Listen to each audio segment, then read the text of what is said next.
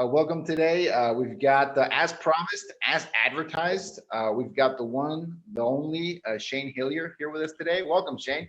Hey, what's going on? How are you? Nice to be here. Thanks for having me. And good to. I just joined your group, so I can see Awesome. What's happening in here. Awesome. Yeah, love it. Thanks for being here, Shayne. For those of you who may not know who Shayne is, but we have a lot of overlap with people that know Shayne and members of the group. Shayne is a marketer, really, really well known in the community. It's a relatively small community, right? Even though there's a lot of people, it's a relatively small community. Shayne, shot up to fame by being the author of, I probably think, the best online course for learning about real estate marketing on Facebook, right? And a lot of it from the agency perspective, but I think it's a great course kind of regardless of whether you're an agency owner or not. It's a must-have if you're an agency owner, but I think it's a great insight to do it. I took his course probably like a year and a half ago, and I was super impressed. And since then, we've done a lot of projects together, worked together a ton, and I've gotten to know Shayne a lot. Great guy, a lot of integrity, Shayne. I will say that I do a lot of work with a lot of course owners and Facebook group owners. And definitely, Shayne is always the toughest to please, and the guy that always advocates for his students and his group members a ton. So I respect that a ton about you, Shayne. I think that's great. I think it sets you up. The just being legit and being, the integrity you show builds a ton of trust, right? So you've built a really, really great community in your group, the Real Estate Marketing and Conversion Mastery Group. If people aren't members already, you should check it out. You've built a great piece of content, the Academy Pro course, amazing. I would love to talk a little bit about that. Would love to open to talking to your thoughts on starting an agency right now, post-COVID 2020, what your thoughts are about that, and anything else that can take us. So welcome to the show, Shayne. Hey, well, thanks. Great introduction. Thank you very much for all of that. You're right. I mean, I think we built an amazing community of some of the best marketers, some of the newest marketers, real estate agents, brokers. It's the Real Estate Marketing Conversion Mastery Group has become probably one of the best resources out there for real estate marketing on Facebook. I want to correct you a little bit, Gus, because I don't deserve all the credit. Matt Kramer. Oh shoot! I'm gonna hear it in my DM soon. You're right. So I want to make sure that we credit Matt Kramer for doing some amazing stuff inside of both our public group and inside of our private academy group. If it wasn't for Matt, I don't think we would be where we are at now.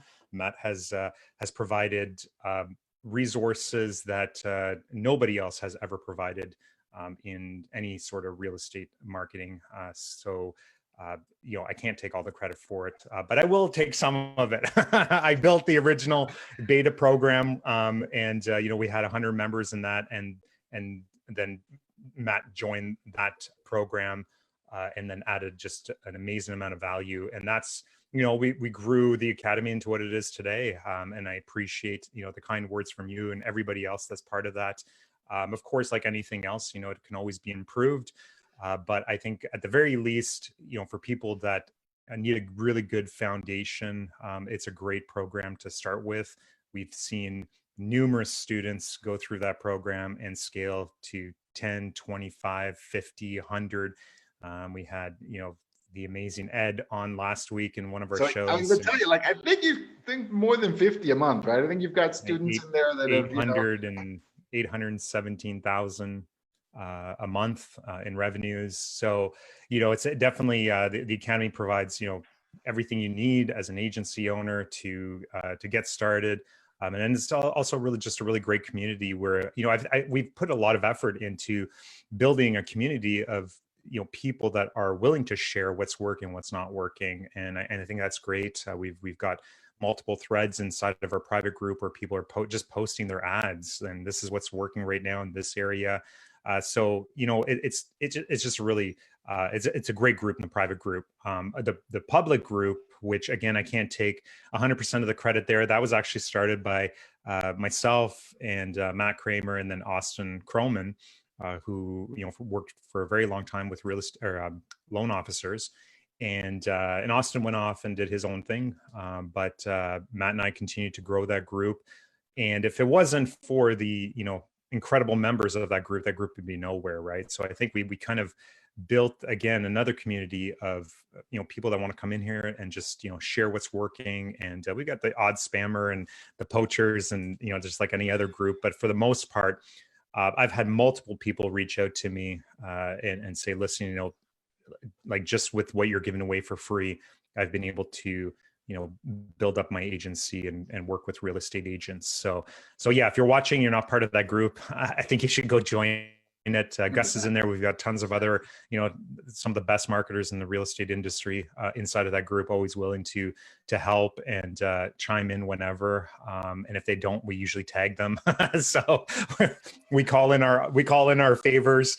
Yeah, it's just it's a great group. So and I, to be honest, I don't know how it happened. Maybe it is the integrity part of it. Maybe it is just the fact that we're as transparent as possible and we try to offer as much value as possible. Sadly, the more we grow or the bigger we get, we can't offer as much support as we'd love to, but it is what it is. I think we built the resources now that provide people with enough to get them to a certain point and then allow them to grow a little bit more. I got you. And that's great, Shayne. And one thing I will say about the course, it sounds like a commercial for the course. It's not, right? But I do want to call this out because the course is very valuable. It's probably the best content I've seen around that space. But the community you've been able to build, but in the big group, it's great. But that private group is a huge hack for people. I think it's like an accelerator of sorts, right? Because and again, you're kind of surprised how that was built. The groups have the personality of their leaders, right? The groups tend to take, if you're hiding everything and you're only looking for the next buck and selling the next piece of information, however insignificant it is, the group would have a certain personality. And I'm in a lot of groups, and they unfortunately have that kind of personality where it's all about the Benjamins, right? And every small insignificant thing has a price, right? And I think that group, that private group, the mastermind group, is like, the value you get out of it is way disproportional of the cost. It's unbelievably disproportional. And I think that's why it's so valuable. And that's why you kind of created that community. People gravitate to value. People gravitate towards value. And I think and gratitude, enormous selfless value creates gratitude. And I see a lot of gratitude in the top performers that are in that group. Like the very top of the people are people that are still posting all the time, helping out the newbies.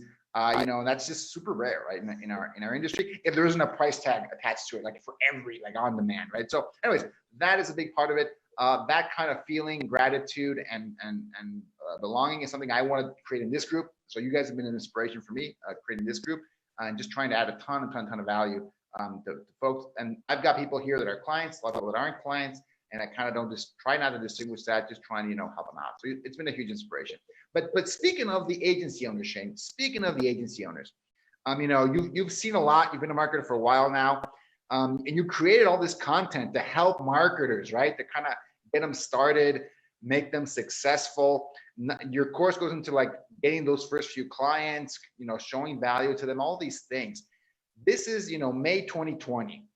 What, if you were starting an agency right now, right? May 13th, 2020, what would you do? What would be the first things you're doing? Have they changed at all in the last couple of months? The way you would have started an agency 3 months ago, 6 months ago? What do you see? What would you be doing right now? I'd run. Just kidding. I'm just kidding. I'm kidding. It's just a bad joke. Yeah, I mean, and the truth is, we've had to restart a couple times. I mean, I started, I think it's been about 4 years ago. I did a one-way back then. Then, we started getting more attention, and so we started focusing more on the core side of it. And it's, you know, one of the things that's really, really tough is doing both agency and course, right, at the same time, because you're either focusing on your students or you're focusing on your clients. And one of the things that early on, what ended up happening was that we were putting so much effort into building up the program and the course and the content and our students and the groups and so on, that we started ignoring our clients. And so those clients were dropping off. And because we weren't prospecting, we weren't growing the agency side of it, which we were okay with because things were growing on the course side. But at the, you know, then something else that kind of started happening is now we were getting questions. Like, I think that went on for about a year, but now we're getting students that are looking to scale. They're looking to acquire more customers. They're looking to, like, you know, I'm just starting out. Like, how do I get customers? How do I do cold email? How do I do this? How do I do that? So we had to kind of look back a little bit and say, you know what, we've got to, at the minimum, if we want to continue to provide valuable content and provide coaching and so on, we have to maintain the agency side of it, right? So we kind of went back and we started building up the agency again. And I did it like the second, well, maybe the third time around, maybe the second or third time around. We kind of did it sort of the same way that I started way back. And I think that even now, I would probably do it again the same way. It's the fastest way to grow an agency, which is just, you know, for the first time around, all I did is reached out to friends and family and ex-coworkers, business owners I knew in the past. On the real estate side, like, this is a really unique industry where everybody knows everybody, right? So, everybody knows a real estate agent. So it's a very unique industry. It's not the same thing as going out and asking your family, like, hey, do you know a chiropractor? Well, no, like, you know, or do you know, an owner of a restaurant, right? In the real estate world, if you're talking to people that own houses, guess what? They know a real estate agent, right? So I think if I was going to do it again, I'd do it the exact same way, which would be I just reach out to my network. Obviously, it's a little bit easier now because network has grown, you know, dramatically over the past 4 years. But even back, 4 years ago when I started this, I just reached out to family, friends. I had a bit of an advantage because my wife was a real estate agent. So I talked to her about, like, who can I talk to at your office that might be interested in this? And it'd be the same process where it's like, hey, I'm just like, I'm not pitching here. All I'm doing is I'm just trying to understand your business a little bit more. Real estate agents love going out for coffee, love going out for lunch. I know it's a little tricky right now because you can't really do that, but now you can do Zoom calls, right? And some of these real estate agents don't mind sharing a little bit, especially if it's going to help you out. But one of the reasons why I really like going after like asking your immediate network, like, and basically the question is very, very simple. Like, hey, I'm just starting out my business. I'm looking to work with real estate agents. This is what I do. Who's the best real estate agent that you know? Like, that's typically the question I would ask, right? And these were the emails I was sending out like way back 4 years ago. And they'll always answer you, right? Everybody wants to for whatever reason, people want to recommend their real estate agents. I don't know why, but that's what they do, right? Maybe they're looking for good deals. I don't know what it is, but so, and then reach out to those real estate agents and basically say, you call them up, say, hey, listen, my name is Shayne Hillier. My uncle Bob recommended you, and he said you're the best real estate agent, right? Like, and if you ask them, like, listen, this is what I'm doing. I'm just looking to get a little bit more advice. I'm looking to learn a bit more about the real estate industry. They're never going to say no, because they're so scared that Bob's going to go buy a house somewhere else if they will actually give you 5 minutes or 10 minutes of their day, right? So that I would do the exact same thing. So that, and combined with, we teach this inside the program where we talk about social media and how to build up your social media. And I would leverage that the same way I leveraged it way back, which is, get clients, build results, get testimonials, and then just start promoting that on your social feeds. And that's how we ended up growing really quickly on the agency side. Is, got a couple decent clients way at the beginning, started posting results and sending out friend requests and connecting with other real estate agents and being active in groups and understanding and learning the Facebook algorithm and just how how it's showing your posts. And like, if you're commenting on somebody's post, it's like going to show your post to them the next time, like just things like that, right? And then just for a long time I was just posting results, and then all of a sudden, 3 months down the road, you've got people reaching out to you because they want to get what they want what other people are getting, what the results that other agents are getting, right? So they're reaching out and asking questions, and you start conversations, and then at some point figure out that there's a need, and then provide a solution to that need. So yeah, I think I would just do it the exact same way. We had a really good, like if you're part of the academy, or if you're part of, sorry, the big group, the REMCM group, and if you've been part of that for a little while, we had something called these 14-day challenge. I think it was a 7-day challenge, or a 7-day challenge for agency owners, right? And the 7-day challenge is exactly that. Like your day one is figure out who your immediate network is. And that includes everybody, right? Friends, family, uncles, aunts, long lost cousins, coworkers, people you've worked for in the past, people that don't like you, people that do like you, just go on LinkedIn and, just figure out who that list is, and then just reach out to all those people, and just ask them, hey, this is what I'm doing. I'm looking to help more real estate agents. Do you know a real estate agent? And with a lot of the people that we were, that went through that challenge, they were shocked on how many of their immediate, like how many real estate agents their immediate network knew and who they could recommend and refer, right? And those are no longer cold leads, they're referrals, right? So now you can reach out to them and say, hey, listen, aunt and uncle recommended you. I had one guy, we followed up with him and asked him about it. He's like, yeah, my mom sent me, I think it was 11 real estate agents, name, phone number, email addresses, 11. He had no clue that his mom was so well connected with real estate agents. And sometimes we ignore those, that immediate network that we already have, right? It's not always about, business owners that it can be, as easy as your neighbor that knows a real estate agent. And like I said, anybody that owns a home knows a real estate agent. So that's how I would do it. I do it all over the exact same way if I was to start over again. To scale, I mean, if you're looking to scale and things like that, like if you've got results, you've got testimonials and things like that, like that's a little bit different, because then you can start, getting into, cold email, Facebook ads, and start scaling that way. You can get salespeople and things like that. But if you're just starting out and you have no results, nothing like that, I mean, that's the easiest way to get clients, in my opinion. I got you. No, and that definitely makes sense. I think that's huge. And it's a huge advantage because we've got folks in our group that are overseas, in other countries. Like the US based or the Canada based marketers have an enormous advantage. They have like a local network that they can tap into. And along those same veins, they probably have a few real estate offices, within, for at least driving distance around them. Probably multiple real estate offices. They can actually just go and knock. If they don't know anyone or don't know a ton of real estate agents in their sphere, they can literally drive down the street and find at least a couple. They're not hiding out, right? The real estate offices are not like, hidden in the back of some shopping mall.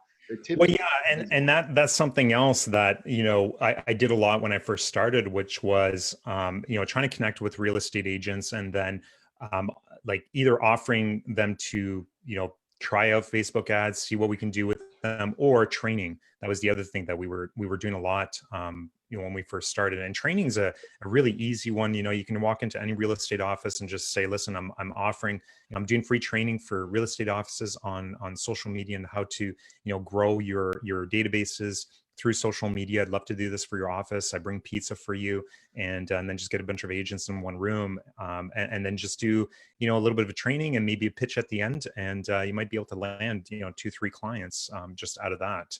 And those are really, really easy. And it's one of the, I love, like, it's one of the reasons why I like real estate. So number one, there's a ton of real estate agents out there. Their offices are really easy to find. Their cell numbers are typically posted on their Facebook pages or their websites, and everybody knows a real estate agent. Like they're really, really simple to connect with. So but yeah, training is another easy way to get clients really quickly. 100%. When I started, my company Power ISA, that's what I did. I ended up teaching 14 classes in the California, Washington State, Oregon. 14. I used my own network with Keller Williams. I taught at 14, Keller Williams market centers, and I launched the company that way. Because I wasn't from that area. I didn't have a huge network, but I'm like, hey, my brokerage has a huge network, right? So let me tap into that network and find a way to connect with folks. So, and Shayne, what about the cold outreach methods? Have you ever tried those? Is that something you've seen people have success with? And I'm talking about like cold calling, cold email. What are your thoughts on those kind of methods? Well, yeah, I mean, everything's going to work, right? Like, I mean, everything works.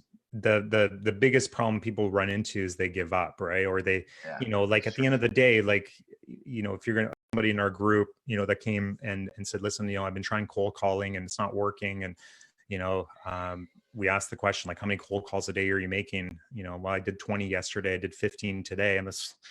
No, that's not going to work. Of course, that's not working. You need to do hundreds a day, right? Because at the end of the day, it's a numbers game. But I think it's tough, right? Like on the real estate side, it's a little tough. These real estate agents are, I mean, they're getting pounded with phone calls, with emails, with so you need to kind of approach this a little bit differently. I think I don't do cold calls only because I don't like it.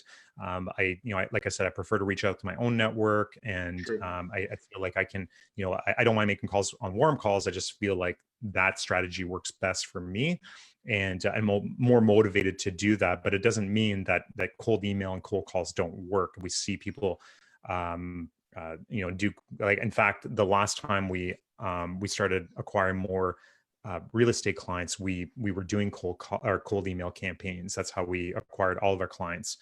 And we have other people that are do cold calling. It's not a problem, but like you just need to remember that these agents are getting 5 to 10 phone calls a day. And so either you've got to figure out a different way to do it, or figure out a different acquisition strategy. Yeah, and I can definitely speak to the cold calling aspect. We do in our company, we do a lot of cold calling. All of my salespeople do, and I talked about this in your group one time. They do 3 months of cold calling to sign 3 deals. 3 months of cold calling, and it's a grind. It's you're cold calling people that are constantly cold called, right? You're trying to sell professional salespeople cold, which is probably one of the hardest things you can do.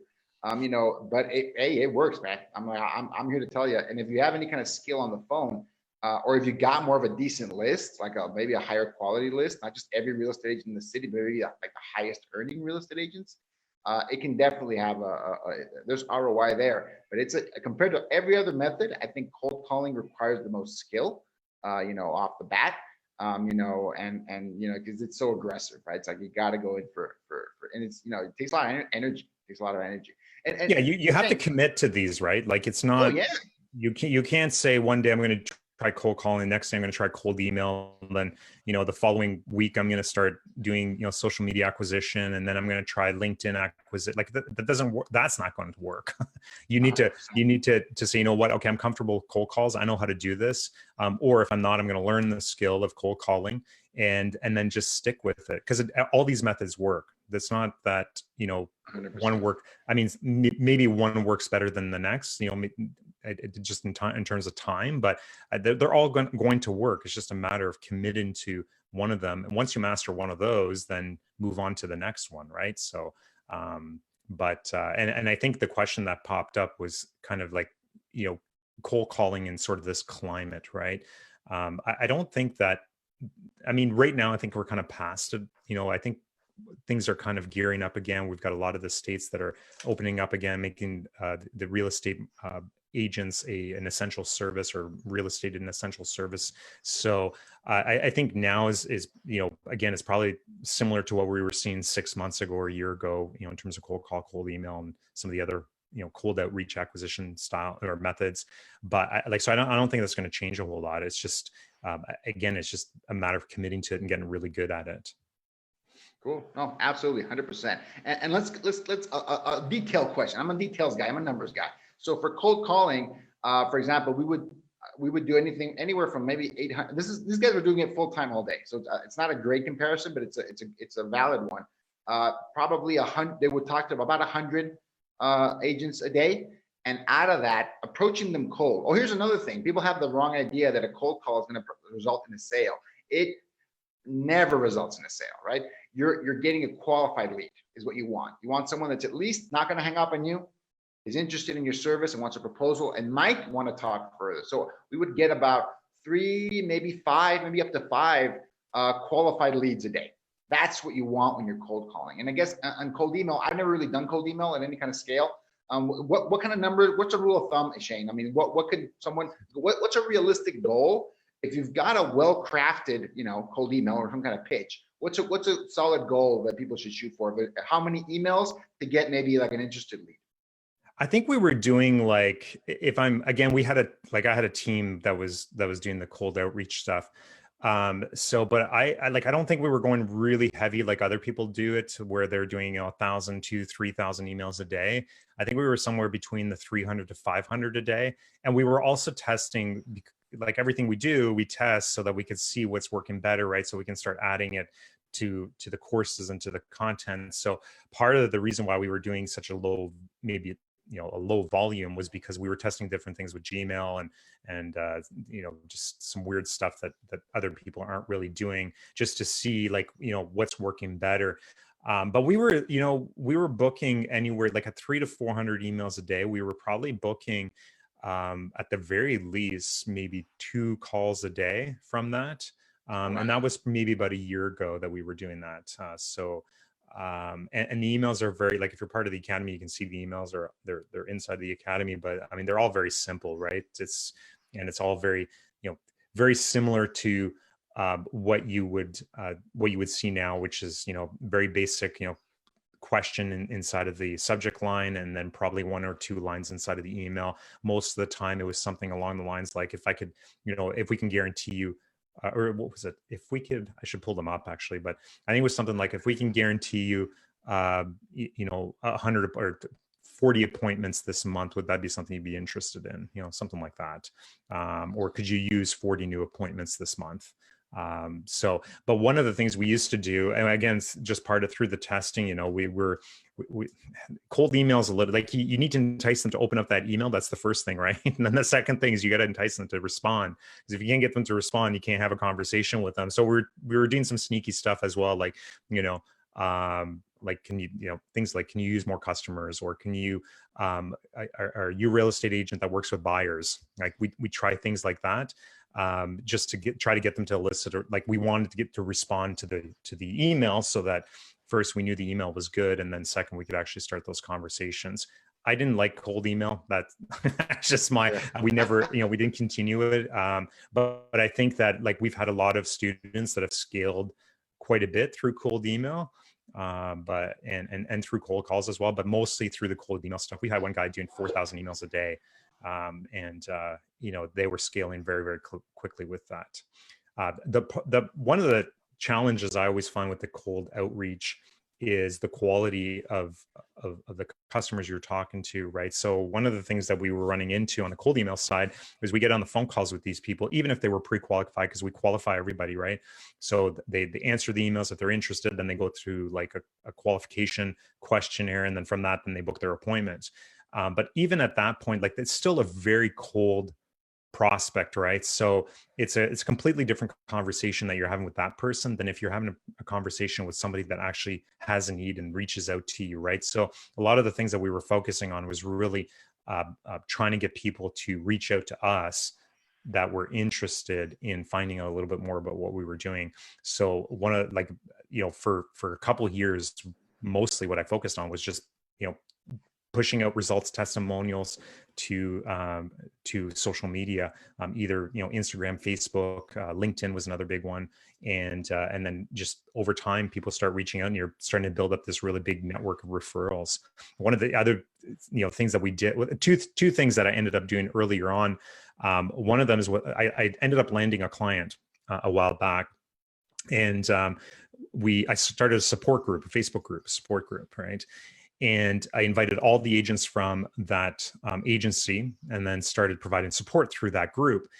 And then what I did is I ended up reaching out to all the agents, and I said, hey, listen, this group's getting, this is a good group, or we're sharing a lot here. There's a lot of information. It might be really valuable to other agents that you might know that are also part of this company. All of a sudden, I went from 25 members to 800 members in a month, or like in a week. It was crazy. They started inviting everybody to this group. So now all of a sudden, I'm part of this community where I'm the only marketer. There's nobody else. I'm the only one because I own that group. And I've got everybody, that all of these real estate agents that I'm working with are connected to. inside of that group, right? So that was one thing that I ended up doing that landed me a lot of business. And then just referrals through existing clients. So, one of the things that I think that a lot of people overlook are asking for referrals. So every single client I've ever worked with, in fact, I still do today. I've got a client that we've been working with for 3 years. I got a phone call booked with him for tomorrow. He wants to do more stuff.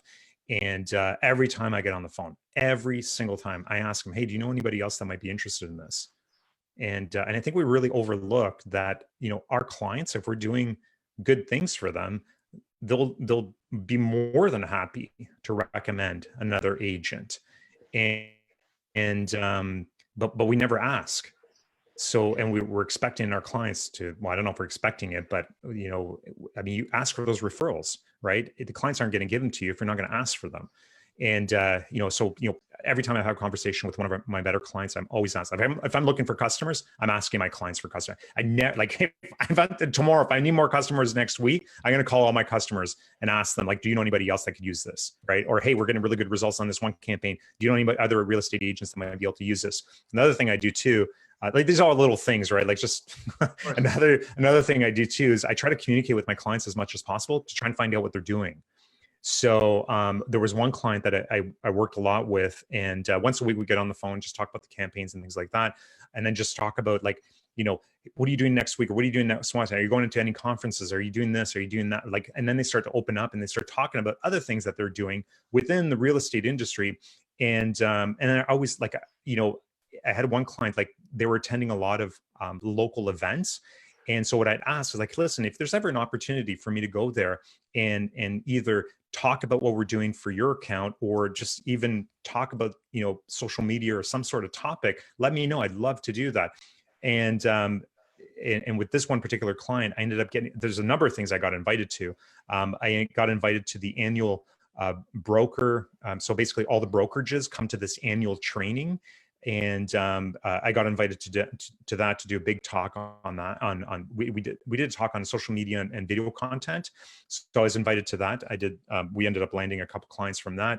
Another one I got invited to, which was a $30,000 training. This is what the brokerages spend for training on agent recruiting. And so I ended up getting invited to that, to again speak about connecting with real estate agents over social media. And I would have never been able to I would have never been invited to those if I didn't know these things were happening with my clients, right? And they're more than happy. Like, if they're happy with what you're doing, they're more than happy to invite you to some of these things, or invite you to special events, or invite you to, I've been invited to so many brokerage open houses. It's crazy. Like, in our area, whenever there's a brokerage that opens up, I get invited to the open house. And it's only because I'm asking.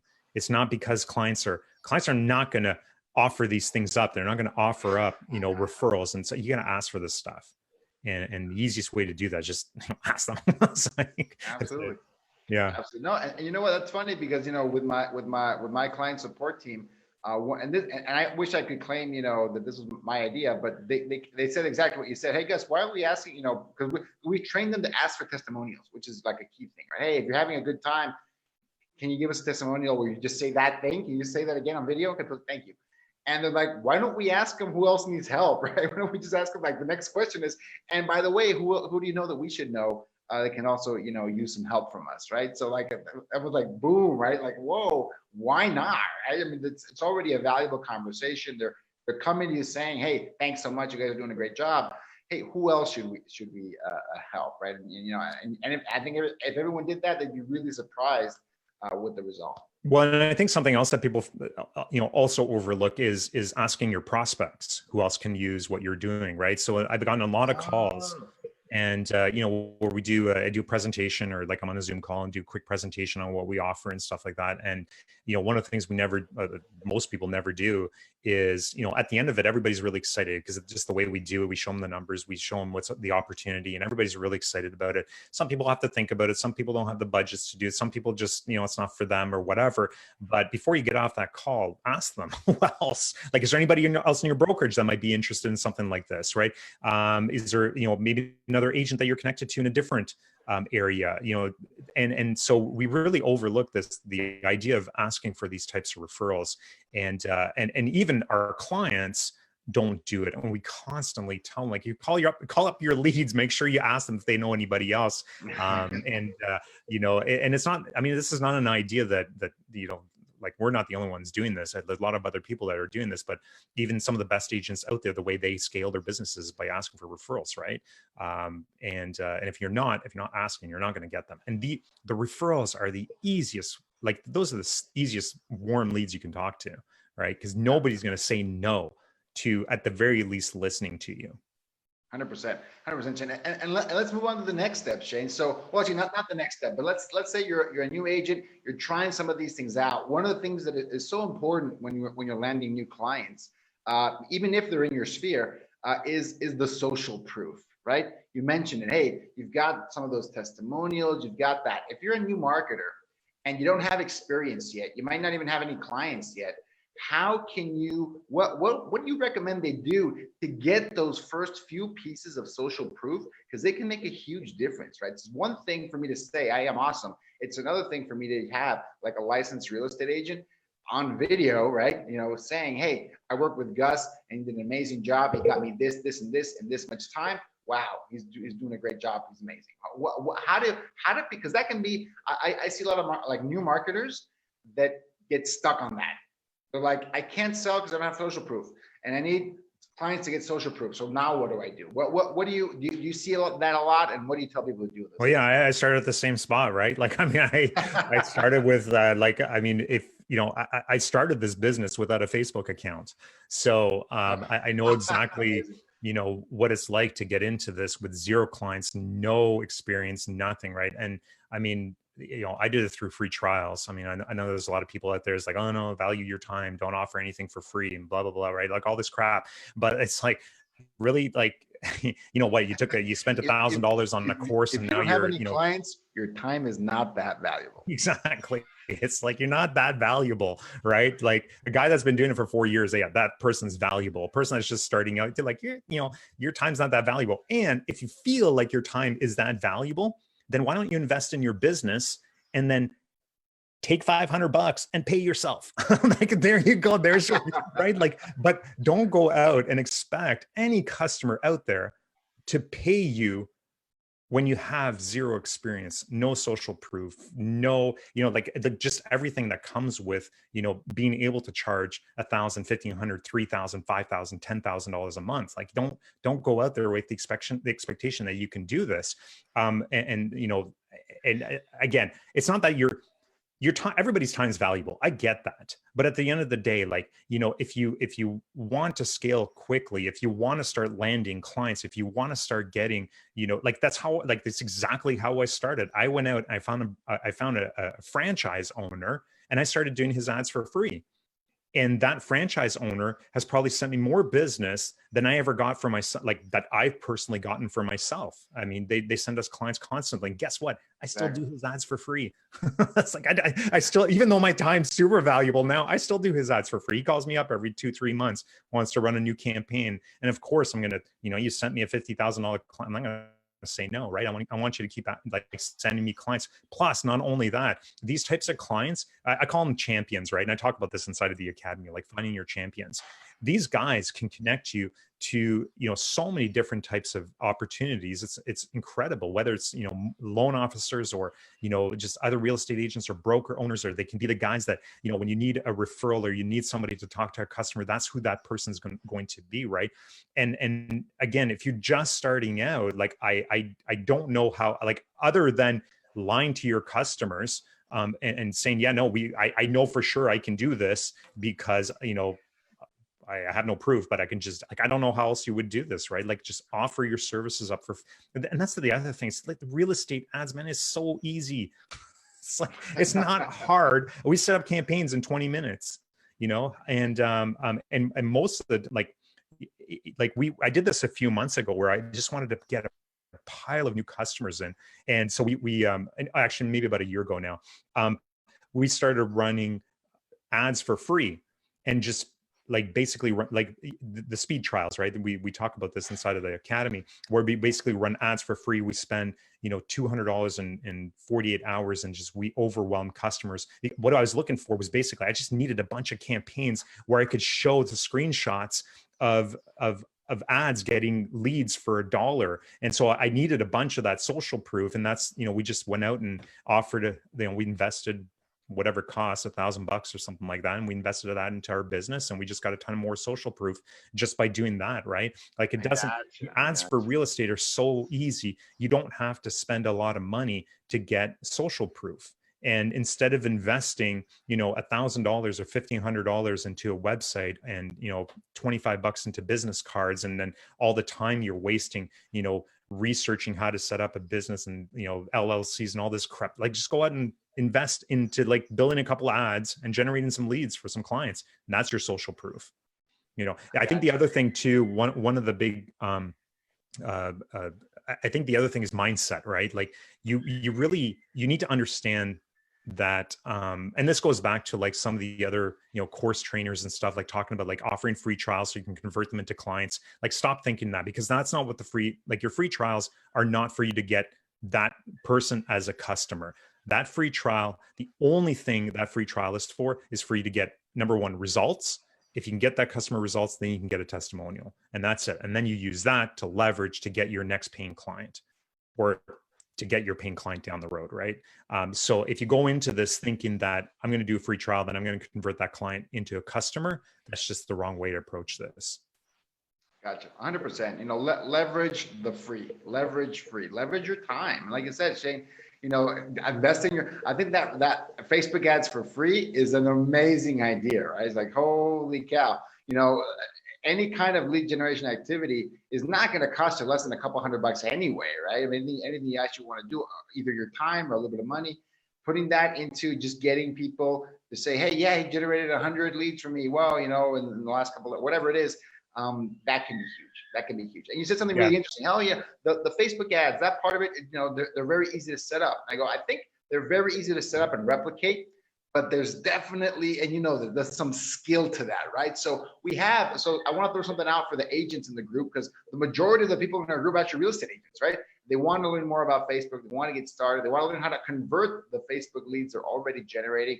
What you're an agent, right? You're an agent. You want to try and do it yourself. You don't maybe have the time, budget, or the desire to hire a pro, a digital marketer.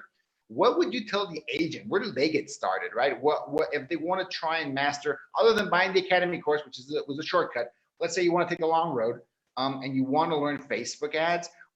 How should agents approach this? Well, I mean, you can watch YouTube videos. Like how else are you going to learn, right? Like if you have no clue on how to, build Facebook ads. And I mean, I should kind of go back a little bit. Like they're easy when you know what to do, right? When you understand the formula, when you understand what kind of ad you need to put together, when you understand how to put together if you're using lead forms or landing pages or whatever, right? That's when it becomes easy. If you're just going into this not knowing anything, then of course it's going to be a little bit more difficult. You might have to go through some trial and error and stuff like that. But at the end of the day, they're not that complicated, right? The complicated part of it is everything else that comes after those leads are generated. And then, various types of campaigns and just, optimizing and things like that's where it gets a little bit more complicated. But I think, for a real estate agent, I mean, there are a number of different things you could do. Obviously, Facebook ads, you could go, opt into a couple of real estate ads and just start watching what's coming through your news feed. Or just hire somebody to teach you. I mean, a lot of these, top marketers are providing something called Done With You. And so you're paying a couple $1,000s to learn from the best, right? Like I don't know why you wouldn't do that. You invest in, real estate agents invest constantly in sales and coaching programs. Why would you not invest a couple $1,000s to learn how to actually do this properly? It's like anything else, right? I mean, it's if you want to take the long road, go watch YouTube ads or join our group and just watch the videos that we put out, or just watch the posts and go out, spend some money on Facebook ads and see what works. At the end of the day, it's really, that's the long road. But I think you'd be in a much better position to, invest in yourself to try and, figure it out and run it properly. Whether that's through a program like ours or, paying a marketer to show you how to do it, or just hire a marketing company to do it for you. That's the other side of it too. And I get it, right? But at the end of the day, like, wouldn't you rather be closing deals than sitting in the ads manager, like building ads? I don't know. Like, maybe you're in the wrong business if that's what you want to do. And that's okay too, because we have plenty of real estate agents, licensed real estate agents that turn marketers, just because there was a bigger opportunity and they prefer doing that than selling homes. But if you really like selling homes, why are you running your own ads? I don't know, but that's just me. Okay, no, that definitely makes sense. And it touched on a really interesting topic there, the done with you a service, right? So can you go a little bit, because I've seen a lot of that pop up. I mean, it already existed from a while ago. A lot of your students, or current and former students are doing that right now.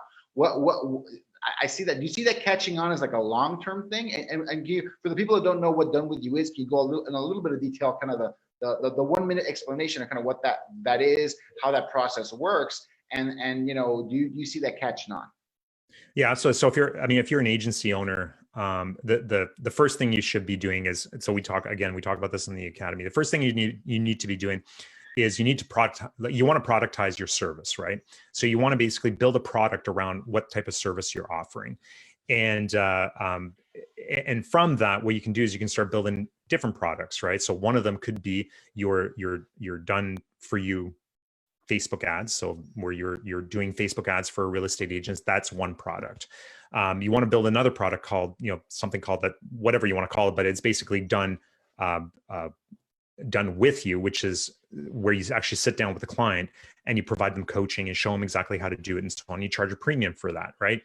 And then you also, and absolutely, I definitely see this sticking around. It should stick around, right? Like you want to be able to provide these different types of products so that when you're on a phone call, you don't like the easiest way to make money is to convert existing clients that you have into other products that you can offer them, right? So one thing you want to do is make sure you have a good range of products that you can offer them, so that when you're on the phone and somebody said, well, you know what, this is a little bit too expensive, I can't afford this, I really don't have the budget for this, I'm sorry. And if you're sitting there and the only product you have is a $3,000 a month marketing package for that client, then you're stuck. There's nothing else you can sell them, right? You can try to hard close them and try to overcome some of those objections, but at the end of the day, sometimes you just can't. The best thing you potentially do is offer various products. So you can offer downsells, you can offer, a different approach, which is, with the done with you, it would be basically, okay, no problem. Maybe this is not a good fit. If you'd like, I have this other program where I can actually teach you how to run your own Facebook ads, and it's a one-time fee, right? And so you charge $2,000, $3,000, $1,000, whatever that is, and just teach them how to run Facebook ads.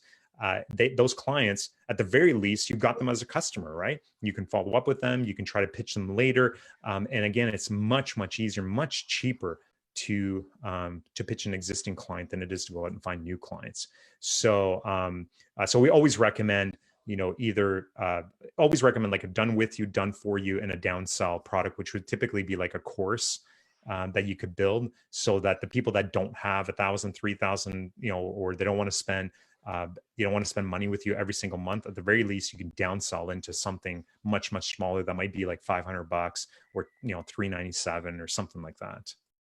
I got you. No, and that's yeah. I think it's a really interesting model.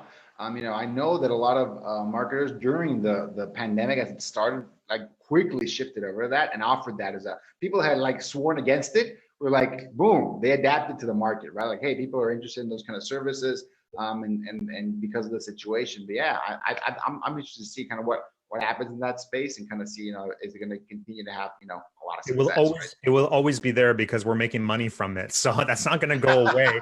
And you're going to have clients that are not going to want to spend $3,000 a month with you.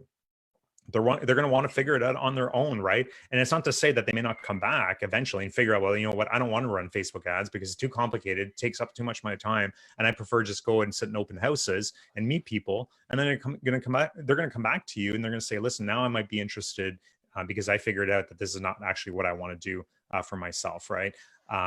Or at the end of the day, they might really like what you've offered as a done with you service.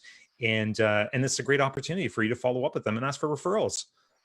Again, it's it's way easier to get referrals from an existing customer. At least you get testimonials, results, you get referrals from those customers. Like, one of the, I'm working with another sales team right now. And one of the big things is like, don't get off the phone unless you sell them something. Like, figure out what the need is and make sure you actually figure out what the need is and fill the need with a solution, right? So we need various products for those different types of needs so that we can offer a solution, right? And that ranges from anywhere from $250 all the way up to, to whatever price tag you want, right?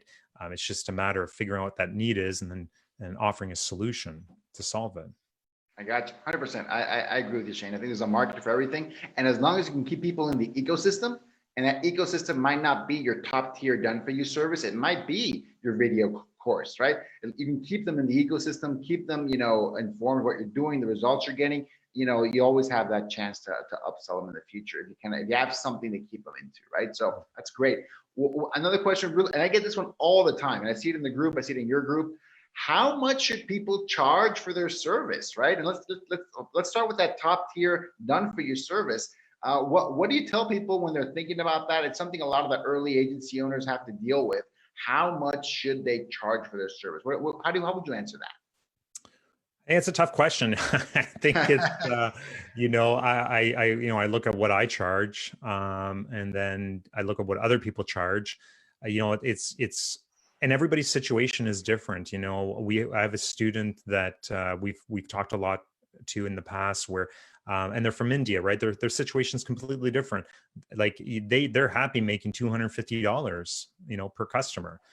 We've got other guys that are, they're more on the white labeling side of things where it's a volume game for them.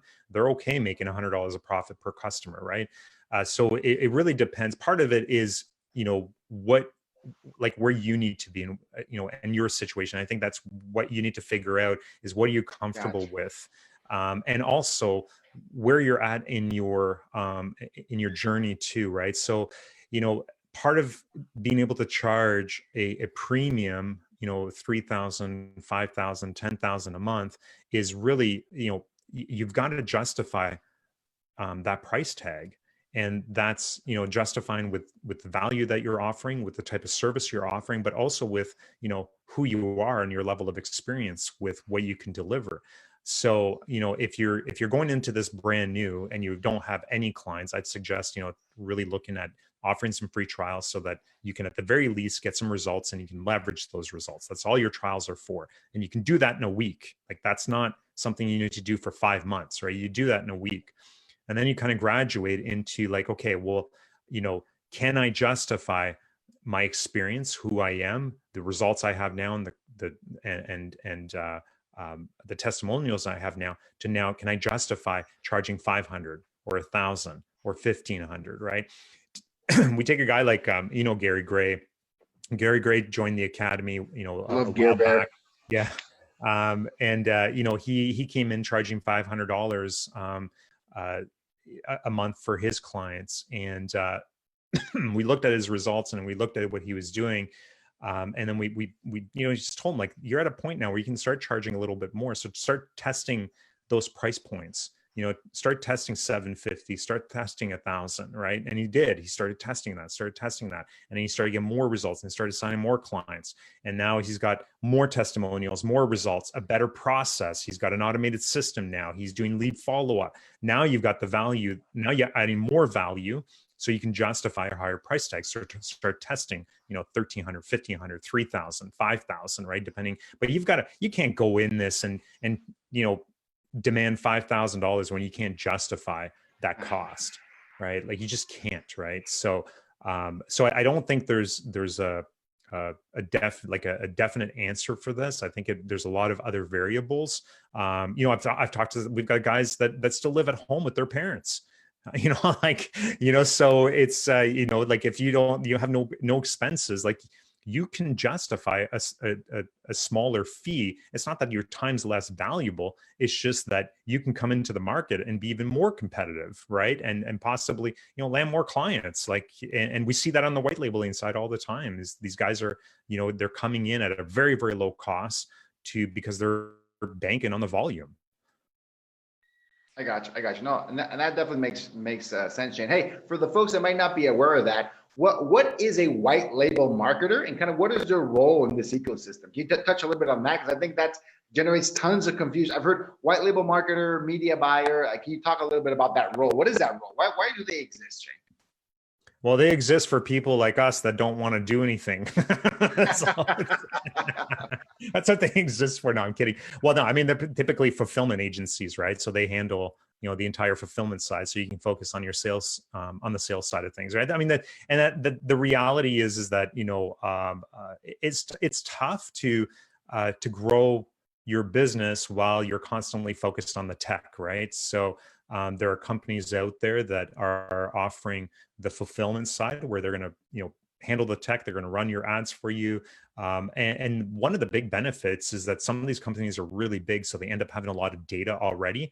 They already know what works. They're running in multiple markets, and so it's very easy for them to be able to get very good results for your clients. So it's a good alternative if you don't.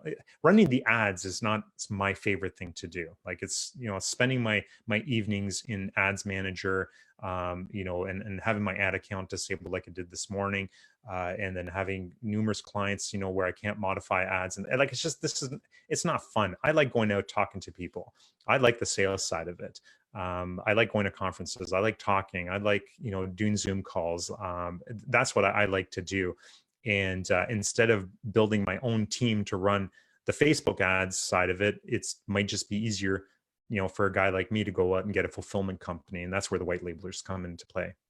And some of them offered all kinds of different things, right? You can get some that we've got some right now that do the ads for you and they do the follow-ups for you. We have some that just do the ads for you, and then you push the follow-ups to, a company like Power ISA. We've got others that handle sales for you as well as fulfillment. So all you need to do is figure out how to acquire customers, or actually bring customers in and book appointments, right? So there are a lot of different, like, these white label companies offer a lot of different services, and that's what they're there for, is just really to fill the areas that you don't want to do anymore.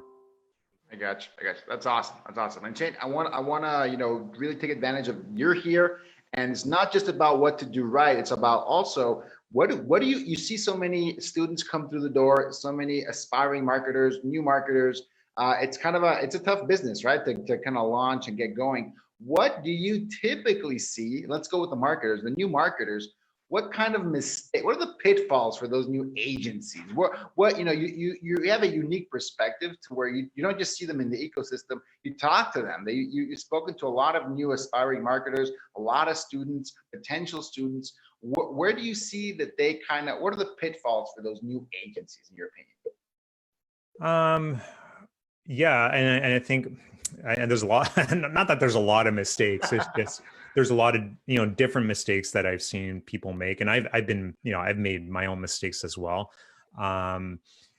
Acquisition is a big deal, right? You're running I see a lot of people get into this, and then they start really focusing on the tech side of it, and it's not that that's a bad thing, but you really need to focus on the sales side. If you don't have a customer, you don't have a business, right? If you don't have a customer paying you money, you have nothing. It's not about the systems you're running. It's not about the websites you have. It's not about the fancy business cards or the logos, or, like, honest to God, like, guys, if you want, like, I'm so embarrassed about my website, which was built in 2009, I think it was built in 2009, if I'm not mistaken. Like, if you go, like, even my business name, guys, come on, that's like the worst fucking name out there. I built, like, that business name was a combination. I was just telling somebody, like, how did you come up with your business name? Like, I was playing a video game at a computer, and I was with a guy next to me, and so I was playing video game, but I was also searching speakers, and so I combined the name of my avatar with the speaker brand, and that's what I did. I made this 6-letter name, which I used for a corporation. It was a shell corporation that I built to transfer companies that I was working with from one company to another, because we had one company that was failing, and I needed to maintain some of the customers that we had. That's where that company comes from. I just maintained it over the years. I think I've printed off, since 2005, I printed off one set of business cards. Since then, I haven't owned a business card. I don't even know where they are. I think either I threw them out, they got lost, and but seriously, like, go look at the website. It's the worst website ever. But when I started my agency, the only thing I focused on was getting in front of customers and selling those customers, right? Like, that's all I focused on. I think in my, like, the first 2 weeks I started doing this, because I went through Dan Henry's program, and his big thing was like, go out, find trials, and like find clients, offer trials, do Facebook ads for free, take the testimonials and the results from that and leverage that to go out and get more. And that's what I did. In like the first week or the first 2 weeks, I got 11 trials, like really, really quickly, right? And because that's all I was focusing on. And then I started focusing on the tech side of it, which was like trying to figure out the tech after you've got some paying clients, because that's really, really important. So that's one mistake. Like, I see a lot of people focusing on the tech side of it. Like, I have to get high level up and running before I can go and get. I was going to say, I think part of the blame goes to high level. It made an awesome product that you can just spend months on, right? Just master it. No, like that's the wrong. Go out and get clients. Focus on the sales side of it, and then figure out the tech side of it. There are enough people out there that have already figured it out for you. Start connecting with those people. So that's one mistake. The second mistake that I've made many, many times is very similar, is that once you get clients, don't stop prospecting. You can't stop prospecting when you get clients, right? And so, because what ends up happening is, especially in the real estate industry, clients are notorious for dropping off. Like, it just happens, right? And so you end up, and I've seen this in multiple businesses I've been part of, where it's just this constant up and down of, like, you market, you acquire, and then you've got customers, and then it drops off because now you're focused on delivering, and then all of a sudden you're delivering and you're making money and so on. But now clients are dropping off, and then you need to start acquiring customers again, right? If you maintain your acquisition and constant marketing and sales, the drop off doesn't matter. Just keep adding customers to your pipeline. Just keep building that up, and then focus on the tech as a secondary, but your sales needs to be primary. I got you. No, hey, so I guess that one mistake kind of doesn't, the rest of the mistakes don't even matter anymore, because if you make that one, you're not going to have an agency, right? It's like, that is like the mother of all mistakes, probably. Yeah, you've got to always acquire customers, always, like, focus on the sales side, and then the tech comes after. I gotcha, 100%. That definitely makes sense. And Shayne, here's one question that I've gotten a lot, especially as things are uncertain, things have been changing. Where do you see our industry going, Shayne? I mean, right now, it's all about Facebook. Facebook is the dominant social platform. Facebook / Instagram, I'm gonna group them both kind of in that same vein. Do you? I mean, because a lot of the marketers come to me, and right now the really, really hot thing, for whatever reason, is YouTube. Like, Gus, do you guys handle YouTube leads? Can you convert YouTube, buyers? You can convert YouTube. So a lot of interest in YouTube. Still not a lot of spend. I'm not seeing a bunch of people jump into it. I'm getting a lot of questions about it though. Hey, can you guys handle YouTube? What about YouTube? It's not even TikTok or some of these other like other emerging platforms. It's like the father of all the platforms. YouTube's been around since like what, 04, 05. It's one of the original Web 2.0 platforms, right? So a lot of interest going into YouTube. Have you heard that at all? Do you think that's where things are going? And if not, where do you think they're going? Again, I'm not even going to say 5 years out. Like, in the next year, do you see anything shifting at all, or any big changes coming down the pipeline? Well, yeah. I mean, and again, it really depends on the goals, right? I mean, we're looking at, things like YouTube, TikTok, anything with video content, right, to build brand awareness. And which is always an important thing for real estate agents. I mean, these guys are about building brand inside of their if you look at the top agents, that's what they do, right? They've got billboards, they've got signs, they're renting it. Like, I've got one agent here that's probably owns all of the bus stops and all the park benches. Their signs are all over the place, right? And there's a reason why they do this. Is because when somebody's ready to buy a home in that neighborhood, there's only one person they're going to think about. They're going to be thinking about the person that they keep seeing over and over and over again. So yeah, we're going to, we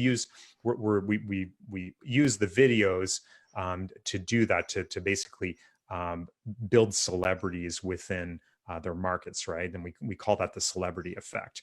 The problem is trying to get clients to actually do that. In terms of lead generation, there's no, I mean, I've done YouTube, but I just don't see the reason why you would do YouTube when you can still get leads on Facebook for $1.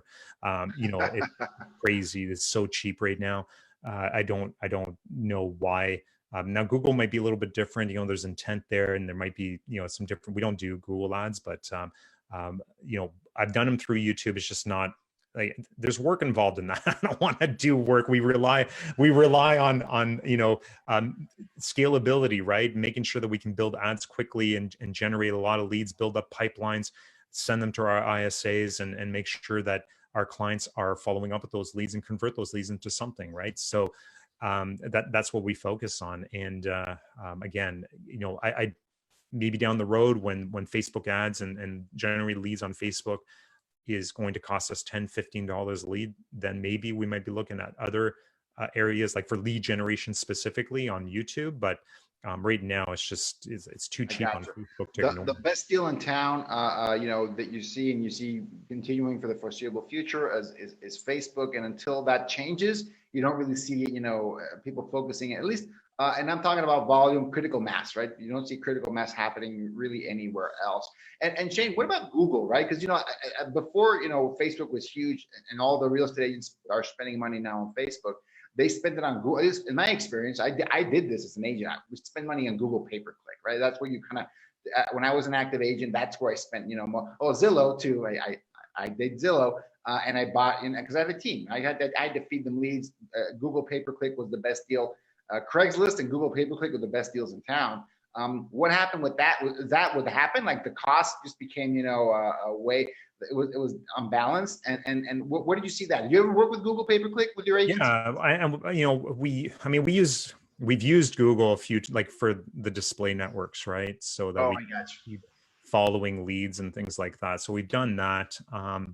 But at the end of the day, like, you know, another mistake, you want to talk about mistakes, another mistake I see is go for it. Go.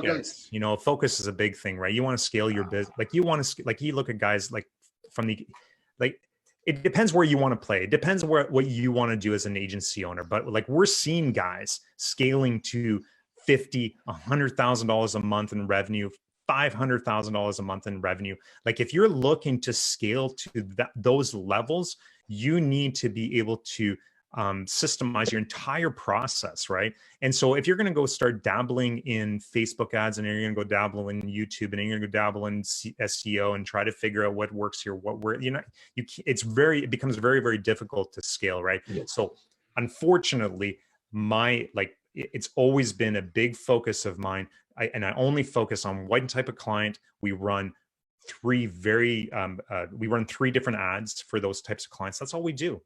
And this is how we fulfill. This is the expectation, and this is, you know, how we do our follow-ups and so on. These are the systems that we use, and it's always the same.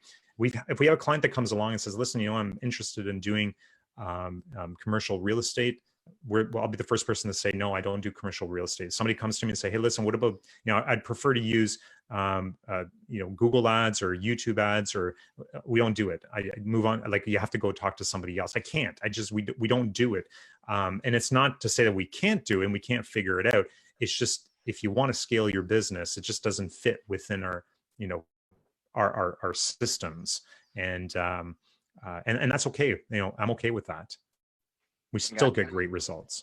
100%. I think that productization, that standardization, you know, I think you have to reach a point in your agency where you kind of realize that. And if you realize it from the start, you're amazing. You're in the top, you know, 1% of marketers. But once you kind of realize that productization is the way to go, and I can even say that for Power ISA, we still have a good chunk of our business that is, you know, paper projects and very specific projects, custom made for clients. Because, you know, yeah, we still sell that. That's profitable.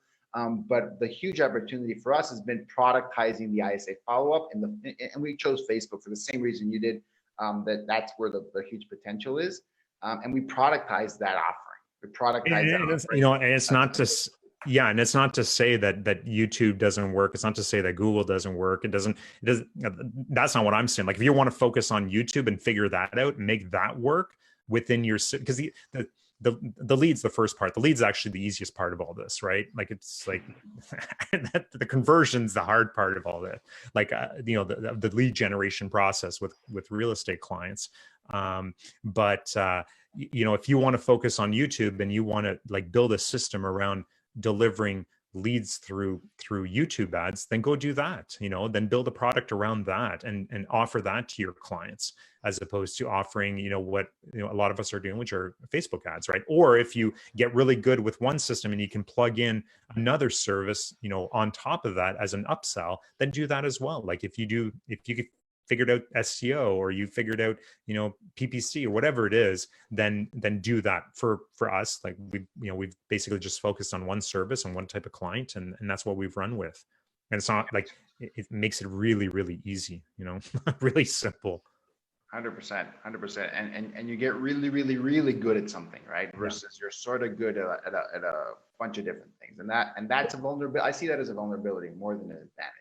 Well, yeah, and then you can fix specific things, right? You can fix your onboarding. You can fix your back end systems. You can make sure that your follow up system is dialed in. You can make sure that your acquisition system is dialed in. So when you focus a little bit more, it makes things, makes the entire process a little bit easier, at least for us. I got you 100%. And Shayne, we have one question coming up.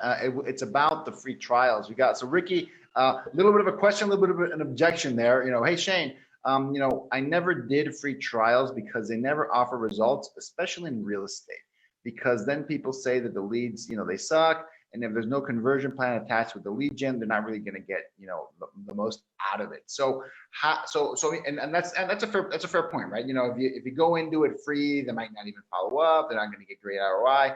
How would you deal with that kind of an objection? How can you make it work in spite of that risk? Okay, well, number one, I mean, yeah, that happens, right? And I've worked with free trials where they didn't do any of the follow up. However, I think part of it is that it's not just like, I was just reading something about sales, right? About like the right way to ask questions and the timing of the questions that you ask, right? It's the same thing with this too. Your timing is critical here. So if you're going to go it may not work for some people, but it worked for me, right? Like, I mean, my first $50,000 prepaid account was from a trial. Like it was from a trial customer that I asked for a referral. Right? I offered a trial. They were happy that I offered a trial, asked for a referral. They provided a referral, and we landed a $50,000 prepaid account. Right? So the trials, I know the trials work. I mean, it's just a matter of how you're doing this. So number one is that you need to go in this knowing that your trials are going to suck. Meaning that there's a very good chance. Well, no, there's a big chance, a good chance that you're not going to get a testimonial from them because they're not going to do what they're supposed to do, because there's no value to the leads that you're generating them. Number one thing is you're looking two things. You're looking for the experience, right? So if you got zero experience, you're looking for the experience, and you're looking for that screenshot. That's like that screenshot of you generating leads for $1. That's what you want, right? Maybe you don't even need to work with any real estate agent. In fact, just go invest $100 into Facebook ads and run some ads for real estate, and then just give away the leads for free, right? But the other thing too, so this is one of the things that we do, is that there is every single client I've done lead gen or a trial for, they've been blown away in the first 24 hours. Every single one of them. Because what we do is we spend $50 to $100 in the first 24 hours. And so we basically blow up. It's like, hey, we call them up, say, hey, look, we're turning on your ads first thing tomorrow morning. Okay, let us know how that goes in the first, at the end of the day, right? So we turn on the ads, and all of a sudden we're just pumping, it's nonstop. They can't keep up with it. It's like they're getting so many leads. And so when you reach out to them, like, oh my God, I can't believe this. Nobody's ever done this for us. How did you do this? How did you send us, 30 new leads today? That's when you ask for the testimonial, not 3 weeks from now when they didn't follow up with anybody. You ask for the testimonial when they are excited about what you've just done for them, right? So that's critical. That's the critical time in asking for those testimonials. And typically, I always do these on, I try to do these on Zoom calls so that you can get the testimonial immediately, right? So, and all of it's all about setting expectations and making sure they're aware of the process, right? So you're going to run this type of trial. We're going we're doing this for free for you. We are expecting that we can use the results that we're generating for you. We're expecting that you're going to, you know, after seeing a ton of leads in your inbox, you're going to be willing to give us a testimonial for this.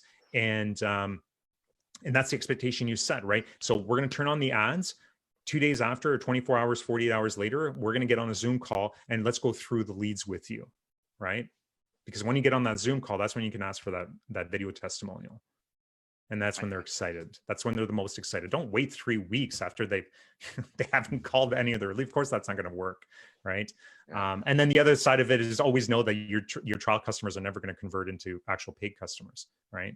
And it's the same thing too. Like even with existing clients, like don't go ask a client that's pissed off 2 months later for a referral or a testimonial, right? If you start working with a paid client, like you want to catch them when things are going well, you know, and usually that's way at the beginning, because after 2 months down the road, they start feeling like, okay, well, you know, I got a lot of clients. I'm not on my phone. Like there's all kinds of other things too. Like and this is, we teach a lot of this stuff inside the academy, like how to diagnose your leads. In fact, we teach that for free, but like how to diagnose leads with clients, how to, you know, go through, you know, their leads, how to set the right expectations with them, like making sure that they're accountable with, you know, following up the leads and all this other stuff that you need to do. It's not just about generating the leads.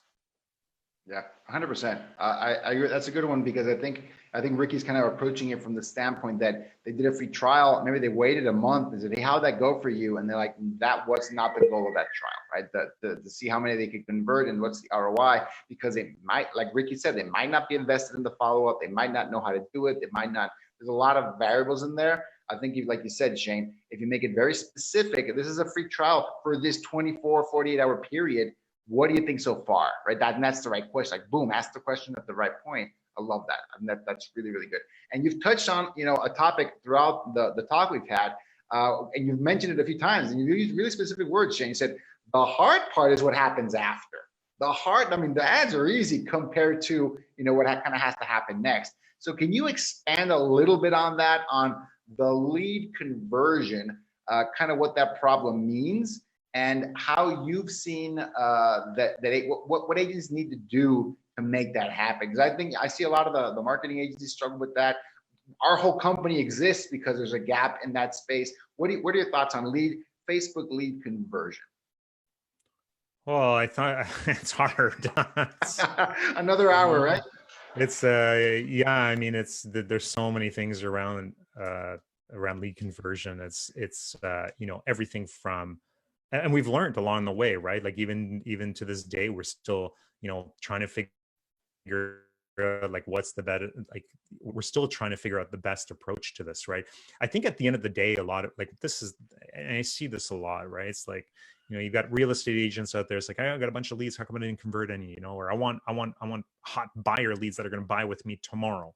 You know, it's like, guys, like we've got to remember that we are selling homes, right? Like that's, and I think we lose sight of the fact that we're selling, you know, 300, 400, in my case here is $800,000 assets and homes that people will be living in, and there's emotional connections to that, and there's emotional connections to the people that they work with, and you know, and I think we lose sight of that.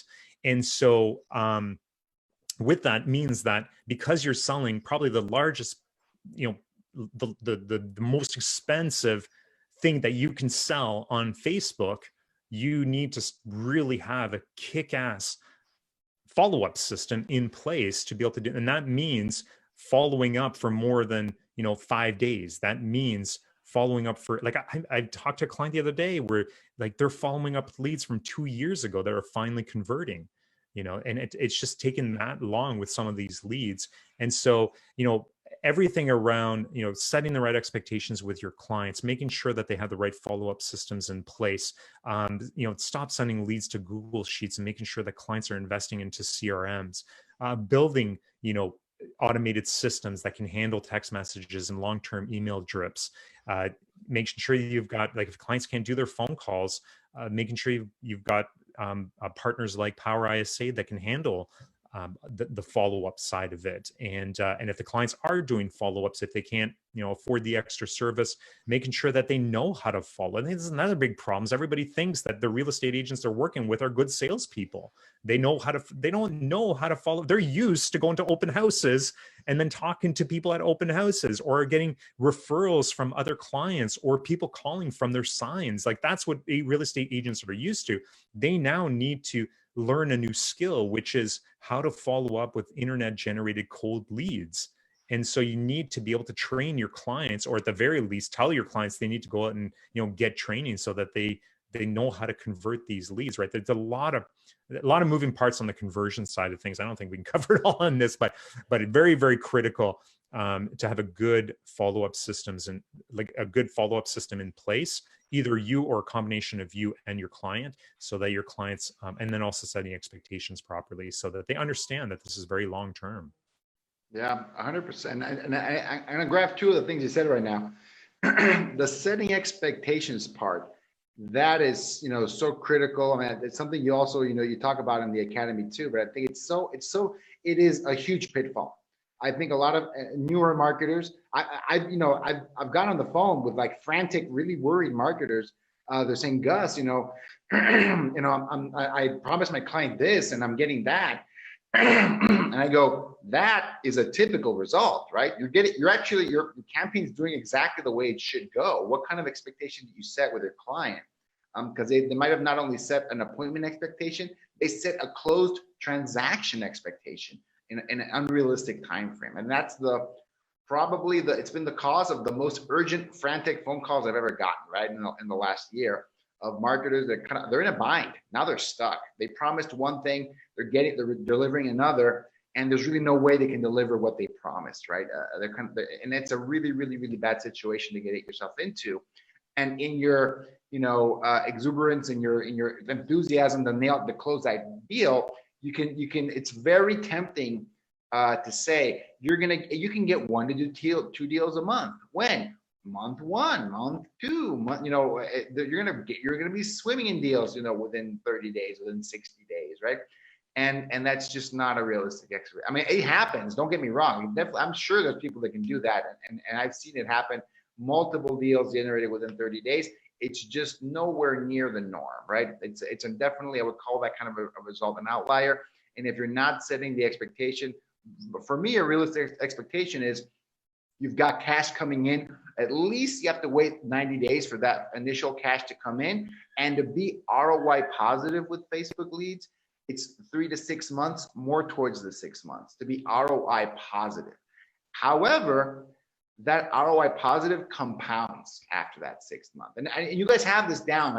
You've got in the course, you've got a ROI calculator. You've got this down to really, really well-organized way that you can actually explain it to clients in a realistic way. But I see that so many people struggle with that, Shayne. It's a really, really tough. And when you make a mistake setting expectations, you're dead, right? If you sold someone on an unrealistic expectation, good luck trying to rescue that client, that deal, avoiding a refund situation. All these bad things that can happen just start at that point. So going back on that specific topic you touched on, how can people do that the right way? How can people actually do it in a healthy, correct way? Yeah. So if we're going to talk about expectations, I mean, the expectation that I typically set with clients is as long as you're going to follow, like as long as you have a good follow-up system in place, which means that, you've got a good CRM in place, you know how to do your phone calls, you know how to talk to customers, then you should be, realistically, you should be able to see deals start closing within 90 days. Like that's usually the expectation. Then we kind of go back to like, hey, we've had, some clients, and we've had clients closing. Like I have one of my first clients got an $850,000 transaction in the first 2 weeks. It didn't close until 6 weeks down the road, but that was one of the first ones we ended up getting. And that was a huge win for us. And since then we've seen others. I have some clients, like there was one right now I just talked to that, 4 transactions in the first week. So You know, it does happen. It's again, not typical. So we explain that to our clients that this is not a typical thing, but you know, usually you can expect something after 90 days, as long as you do A, B, C, D, right? As long as all this lines up properly, as long as you've got your systems in place, you're doing the follow-ups, you're nurturing leads. I mean, that's another big one too. It's not just about calling leads up, it's about nurturing those leads.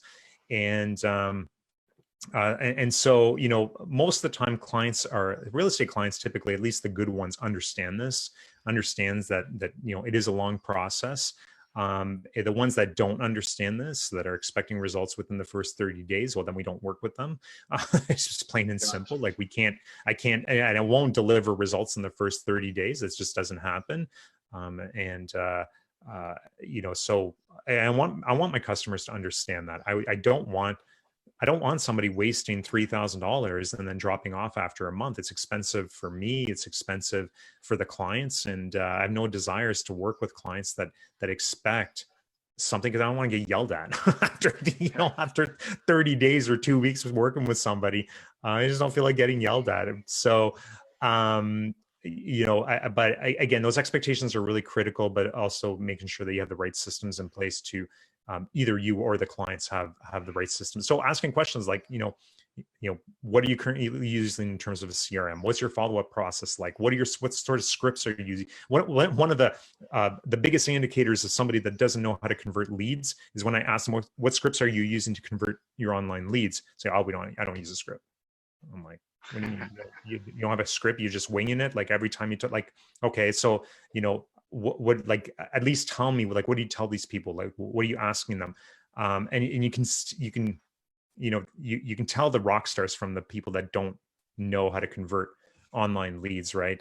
So, you know, the rock stars typically have a script that they follow. The ones that don't know how to convert leads don't, right? So, you know, or even just the long-term, like, what's your long-term follow-up process? Like, what is the process, right? At plenty of clients, they actually have documented SOPs on how to follow up and nurture leads. And then plenty of other clients that don't, right? It's just, well, we throw them in our CRM and, you know, we've got a couple of automated emails that go out. And it's like, okay, well, when do you call them back? Like, at what point do you call a lead that was generated back in December? When do you call them? Well, you know, maybe some point down. Okay, well, then the process is broken.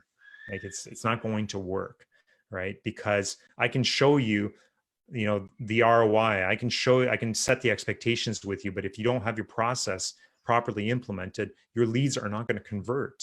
You know, you're not going to see an ROI, because the ROI is over a long period of time. You know, it's over, you know, making sure that, like, you've got to follow up with your clients with these leads that are coming in, and at some point down the road they start to convert, and that's the problem. And then that's, you know, when you start figuring those things out, then you can start making a lot of money.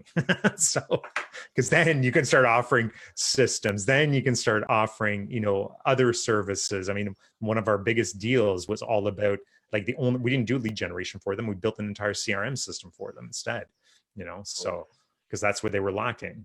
That was the problem. Yeah, and that's a great answer, Shayne. You know, it's the expectation plus systems. And if you do this, because it's the ROI is a shared responsibility. You're going to provide the leads and that. And I think the amount of leads is very key to when you're going to see some kind of ROI, like how many leads are being done. Like you said, having some kind of follow-up process in place, like the systematic, consistent, they can actually, you know, convert. And the third thing, which is very overlooked, you're right. It's okay. You're generating enough leads. You're doing enough touches to actually get in touch with them. What are you going to say at that point, right? What are you going to say? Because guess what? These folks are getting bombarded with marketing. If they're in the market for a home, holy cow, Facebook knows this now, right? Because they're just that smart. They're getting all these ads. They're getting, you know, the display networks are showing them these things. You're getting retargeted. These people are being bombarded with that information. Why should they talk to you? And I don't think enough people, not only do they not have a script, I don't know if they have a script that can convert leads that are having that experience, right? They're like being bombarded. Well, yeah, and there's so many other things too. It's not just about, I mean, it is about the script, but it's also about the conversion, right? Like a lot of, you know, one of the things, even working with you and stuff like that, like where you guys are setting appointment, like one of the things I tell my clients, like when you see an appointment coming in, don't wait for the appointment, call them right away. Like, why? What are you waiting for the appointment? Because if you're that 48 hours or that 3 days or that weekend that goes by Guess what else is happening, right? They're seeing ads online. They're opting into other things. They're going to open houses. They're going to meet other agents. Like if they opted in, they're now considered in market, right? So you need to reach out to them right away as soon, like basically, you know, the way, sorry, and I hate to say this, but the way I position your service, you're essentially a lead scrubbing service. That's how I position your service, so they can understand that all that all that Power ISA does for you is they're basically confirming that the phone number is right. Great, they booked an appointment. Who cares? Give them a call. Like, you need to call them. You have to call them. And if you got them on the phone, you're not confirming the appointment. You're trying to reschedule the appointment so that they come into the office today, tomorrow. Get them in the office as quick as possible so that you can get in front of them. And now hopefully you can get a BRA signed right away, as soon as possible, before they go out there in the world. Then they start seeing more Facebook ads and Google ads and YouTube ads and all this other crap. And then they go to open houses, or they go on realtor.com and you know, they opt into something else there, or they call an agent from, you know, a listing. You're going to lose them. Don't wait. Right. The best client I've ever worked with, the only ad they ever ran, and they used to generate thousands of leads inside of their market, the only ad they ran were homes lists. And the reason why is because the only way you could get the homes list is, and they had this they had a very exclusive homes list that they would collect homes that were either about to hit the market, and that's what that was the bait, right? Like it was like get the homes that are hitting the market, you know, in the next 30 days or something like that, right? And they actually had a list. The equivalent to that.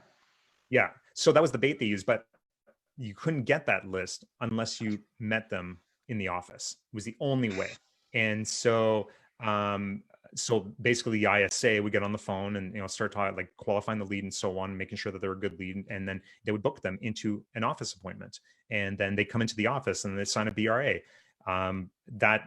Like, I remember the ISA, like the ISA alone was responsible for anywhere between 90 to 100 deals per season. Wow. You know, that's like just from Facebook ads.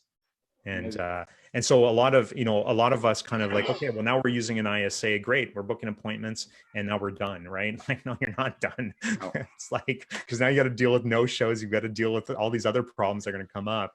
But the best thing you can do is train your agent to actually call or text those leads right away, reschedule those appointments so those leads come in, meet with the agent as quick as possible. Because that's what it's about. It's all about these agents getting in front of these leads as fast as possible. First person gets in front of them is who's going to win that lead, not the last person. 100%. And all those things factor in, and all those things, you know, together can really, you know, just plus up, right? And you're right. Being honest with folks, that's, you need a whole ecosystem.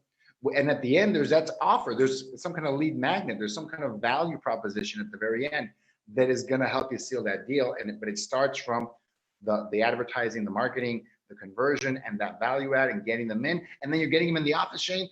You need a script for that, right? You need, hey, it's like you gotta meet with 10 unmet buyers, and you gotta be able to close at least half of them, right? To really to show some kind of skill in conversion. But anyways, Shayne, I know it's been, you know, like an hour and a half now over that.